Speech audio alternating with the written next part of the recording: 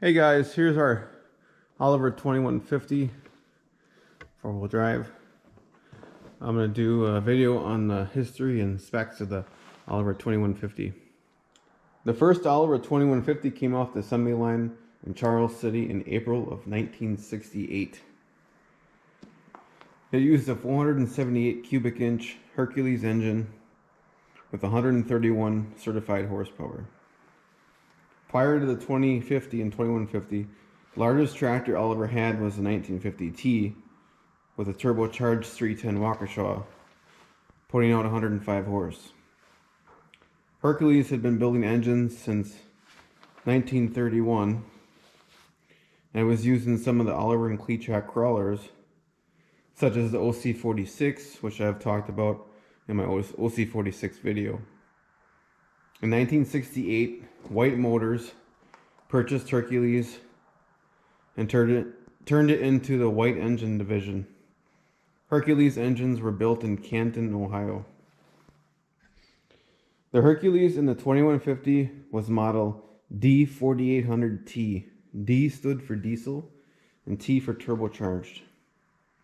It used the MAN combustion chamber, which made it known as the Whisper Quiet diesel. The MAN system used the principle of fuel being directly injected into a cavity on top of each piston. Fuel and air were atomized in a fuel cell where initial burn takes place. The benefits are it gave better fuel-air mixtures, less piston ring blow-by, cleaner oil, and less carbon buildup. There were also piston cooling jets on the bottoms of each piston. Here shows a picture in the brochure of the MAN system. So it's got a spherical hole in the piston. That's where the injector injects the fuel into. And that's what they mean by the MAN system. So here you can see the Hercules engine. You got some big filters here. I think those are the oil filters there, and then fuel filters here. Yeah, these are definitely fuel because you can see the line going to the injection pump. Here's the injection pump. Let's take a look at this side of it. Another filter here.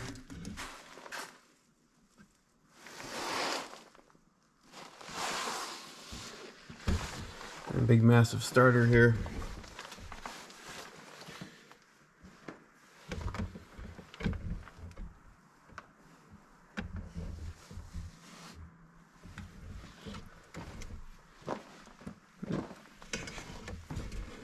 The turbocharger is up here.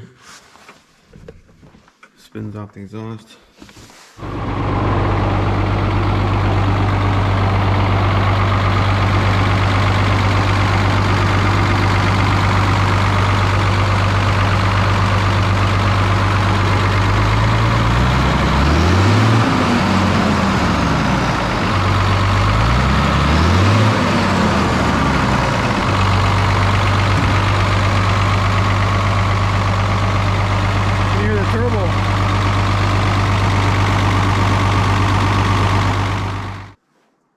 The most common 2150 configuration was a tool drive model. It could be in a row crop, rice field, and wheatland version. All rear axles on tool drive models went through a planetary drive system. So the planetary is this, where you have a set of gears in here that reduce torque on the axle, like a winch uses or anything like that. Instead of having just, driving right off of one axle like that. The front wheel assist model used planetary front axles, so you can see here it's a similar setup where they use gears inside there, and most use a regular rear axle. But there were some built as an extra heavy-duty model that used the rear planetaries like the tool drive models used. The tool drive used planetaries to help with the enormous torque put on the rear axle. The 4x4 model, they figured the front axle would relieve a lot of that torque, so the standard 4x4 was without planetaries. This one here has planetaries in the back too, so it's called an extra heavy duty model. Here in the original brochure, it talks about the planetary reduction, and it was the rear axle was a 4-to-1 gear reduction, and the planetaries reduced the axle torque 75%. So it really took the stress off the axle by having that design. The 2150 came with a 6-speed helical gear transmission with 2 reverse speeds. It had the optional over-under hydral shift transmission. This increased the speeds from 6 to 18 forward and from 2 reverse to 6. So it gave you 3 times more. Here you can see a chart from the brochure of the travel speeds. So first gear underdrive would be 1.5 miles an hour, and the fastest speed for the two-wheel drive or four-wheel drive with the rear planetaries will be 16.7 miles an hour in overdrive, and 17.1 for the regular four-wheel drive without rear planetaries. The 2150 was the first tractor to not use a chain coupler between the tranny and hydral shift. So instead of using a chain to go behind the hydral shift transmission right there, coupler chain, and the back tranny is used to something else. The first one to do so with the hydral shift. The 2150 used a 14-inch ceramic button clutch, whereas the 2050, the non-turbocharged model, used a 13-inch clutch. Here's the button clutch that used in the 2050 and 2150, and then I'll show you a picture of a regular clutch disc. The main fuel tank held 27.5 gallons. The Fender fuel tanks were optional and would add 39 gallons per side. 105.5 gallons total. But this model here has a different style Fender tank that went with this cab. So if you look at, fold my tripod up here if I can get through. Typically, I'll show you actually in the cockshed model, or 1850. This is a different style Fender tank to go with this cab. This is a narrow row cab. I don't know how much fuel these hold, but it is a fuel tank, Fender fuel tank. This side's got it too. I'm gonna show you in the 2255 here. See, it goes all the way down to the bottom. So that's the standard one. This one's got a different style.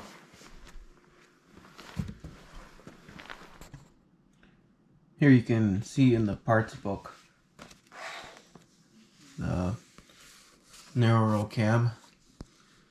This is the fuel tank Fender for the cab. According to the original brochure, that fuel tank for the narrow row cab is 30 gallons each. The 2150 used a Bosch injection pump, with 2 versions being used over the production run. In 1972, they improved the fuel filtering by adding a second filter. A primary and a secondary were used, as they had issues with only having one. The 2150 came with a 6,000 pound lift 3-point hitch. Massive rams allowed this much lift as a category 3. Yeah, this thing used just massive Massive rams. If you check out my 2150 video, my other one where we ran it, you can see them on there, how massive they are. A 6,000 pound lift. You could get 3 cabs for the 2150. Well, standard from Oliver. The roll crop Continental, the Wheatland Continental, and the narrow roll cab. This one here is the narrow roll. And I'm sure there was aftermarkets too, you know, maybe Henniker or year round or whatever, but this one's got a kind of a unique cab. It's a narrow roll, and that'd be a factory option from Oliver. So factory cabs, they have a Continental. This is the Continental one. It's more of a square type.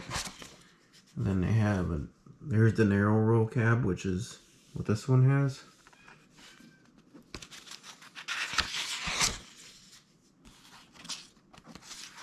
It's got the heater connections and stuff. This is right in the parts about convert a cab. And I'm sure there was, here's the air conditioner for him. And I'm sure there was aftermarket ones too. Earlier 2150s had overheating problems. It was mostly caused by the radiator screen not staying in place. So the screen in here, and that would plug your radiator up, and then it would cause overheating. They fixed this through the production run, and also made the perforated panels to help with the radiator heat. Oliver also added a hydraulic housing cover and floor mat package to help with heat around the operator platform.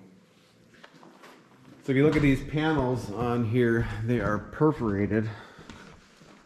They actually have holes, so you can see in them. See my hand? And that was to help with cooling it. And it helps to have the panel, you know, Fleetline tractors, how they had the full engine panels here. This is open here. That helped to get the heat off. That's why they do it on the super tractors. They open that up to help get the heat away.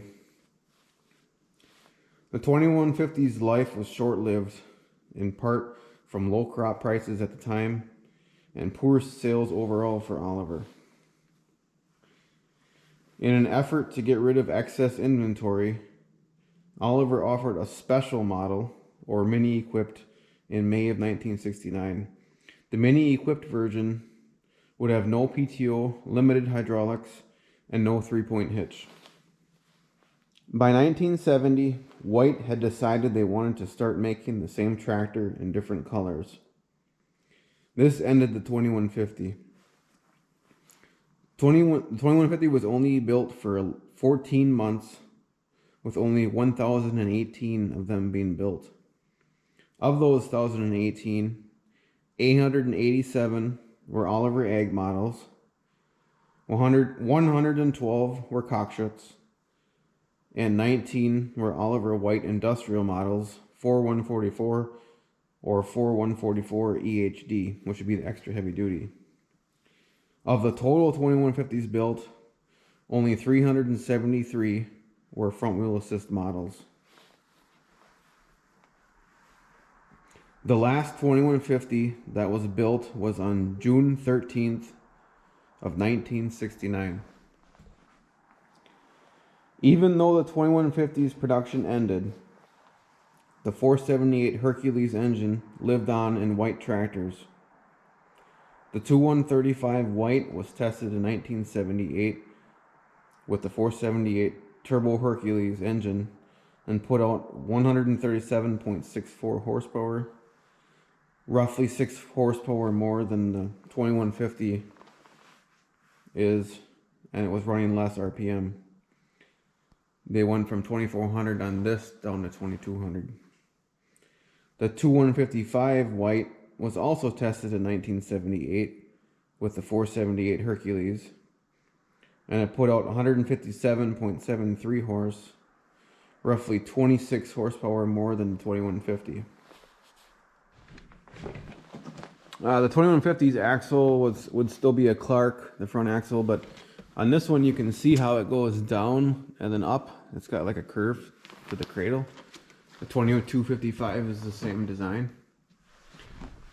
But if you compare it to the 1655 here, see how it's straight. And I'll also show you the 1900. The 1900, oh, it's straight. You got a air cleaner up through the hood. This one's running a straight pipe, but I normally have a muffler on it.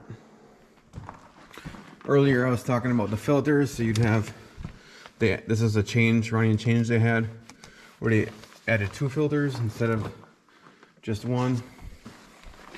Massive oil filters on here.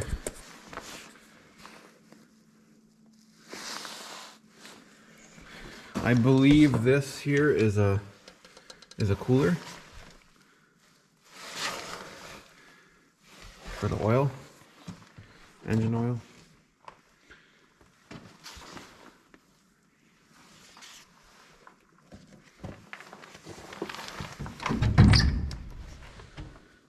Here's the dash setup on here, and then you have, oh, there's not much light in here. You got your tilt wheel, two-wheel drive, 4-wheel drive is down here.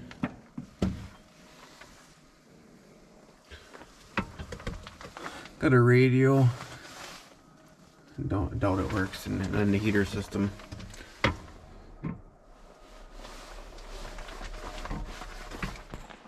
A little bit of history on this tractor. I bought this tractor from a place in Wisconsin, and I believe it had a loader on it at one time, and they must have, I don't know if they had a concrete yard or what, but these front tires are actually too big. They're like one size too big, and on a 4-wheel drive model they gotta be what's supposed to be. They gotta match what's in the book, otherwise your front puts pressure, drivetrain pressure, because it's turning faster, or, you know, if you're too small, turning slower. So they gotta be matching. They gotta be what the book calls for, or the specs for the tractor. So having a loader in this tractor, the previous operator must have, I don't know, just abused it or whatever, but knocked the transfer case gears out of it. So we've found another transfer case for it, a new one actually, new old stock, and put that in here. The same time that the clutch was done at the school, I believe. Well, I hope you enjoyed this video on kind of the history and the specs of the Oliver 2150. It was a pretty unique model that was only built for a short amount of time, 14 months, so just over a year. So you don't see them around every day. Look, it's snowing. You see the sun setting over there. Earlier today it was snowing, and it was just sparkling. It was like it was crystals coming down, because the sun was out and the snow was coming down like this.